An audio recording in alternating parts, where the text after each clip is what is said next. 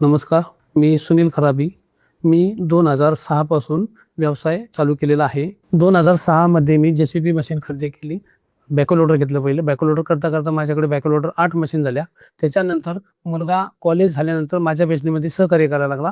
त्यांनी सुद्धा 2020, 21, 22, 23, 24 अशा ह्या ह्याच्यामध्ये 205, 215, 81, 225 आणि 385. तर ह्या बिझनेसमध्ये मुलांनी मला त्याच्याकडे हे करून ग्रोथ वाढवण्याचा प्रयत्न त्यांनी केला. नमस्ते, माझं नाव गौरव सुनील खराबी. माझ्या फर्मचं नाव गौरव एंटरप्राइजेस. मी तिथे डायरेक्टर आहे. 385 क्वारी मास्टर घ्यायचं कारण असं की आपलं डिझेल कन्झम्पशन बाकीच्या मशीनपेक्षा कमी आहे.